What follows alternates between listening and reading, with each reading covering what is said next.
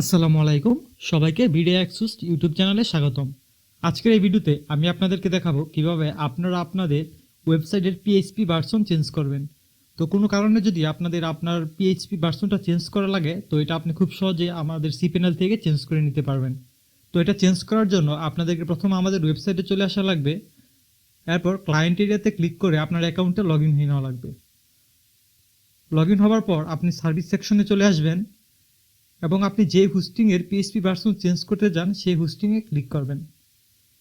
এরপর বাম থেকে আপনি লগ ইন টু সিপ্যানেলে ক্লিক করবেন। সিপ্যানেলে চলে আসার পর আমরা যদি একটু নিচে চলে আসি, তাহলে আপনার সফটওয়্যার নামে একটি সেকশন পাবেন। তো এই যে সফটওয়্যার নামক সেকশনের মধ্যে আপনি সিলেক্ট পিএইচপি ভার্সন নামে একটি অপশন পাবেন, আপনি এটাতে ক্লিক করবেন। তো এটা যদি লুট হয় তাহলে আপনি দুইটি অপশন পাবেন, একটি হচ্ছে ক্লাউড লিনাক্স আর একটি হচ্ছে সিপ্যানেল মাল্টি পিএইচপি ম্যানেজার। তো আমার দেখুন এই সাবডোমেনটা হচ্ছে হ্যান্ডেলড বাই ক্লাউড লিনাক্স, আবার অন্যদিকে আমার মেন ডোমেনটা কিন্তু হ্যান্ডেলড হচ্ছে সিপ্যানেলের যে পিএইচপি ভার্সন ম্যানেজমেন্ট আছে সেটা দিয়ে। তো আপনি যদি চান যে ক্লাউড লিনাক্স দিয়ে আপনি আপনার এই পিএইচপি ভার্সনটা চেঞ্জ করবেন, তাহলে এখান থেকে ইউজ পিএইচপি সিলেক্টরে ক্লিক করলেই হবে। আর যদি চান যে আপনি সিপ্যানেলের যেই পিএইচপি হ্যান্ডেলার আছে সেটা দিয়েই চেঞ্জ করবেন, তাহলে হচ্ছে আপনাকে ব্যাকে চলে আসতে হবে এবং মাল্টি পিএইচপি ম্যানেজার থেকে এই যে এখান থেকে হচ্ছে আপনার পিএইচপি ভার্সনটা চেঞ্জ করে দিতে হবে। তো আমি যেহেতু ক্লাউড লিনাক্সের মাধ্যমে চেঞ্জ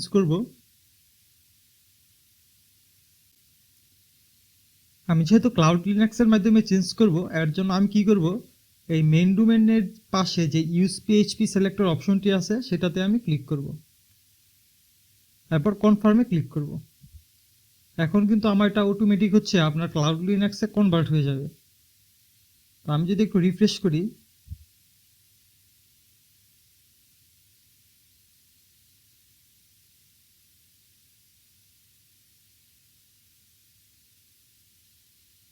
তো দেখুন আমার দুইটাই কিন্তু ক্লাউড লিনাক্সে কনভার্ট হয়ে গেছে। তো আমার যেই ডোমেনের আমি হচ্ছে আপনার এখন পিএইচপি ভার্সনটা চেঞ্জ করব, এই পিএইচপি ভার্সনটা চেঞ্জ করার জন্য আমাকে কি করতে হবে, এই উপরে দেখবো আমাদের একটি অপশন আছে কারেন্ট পিএইচপি ভার্সন।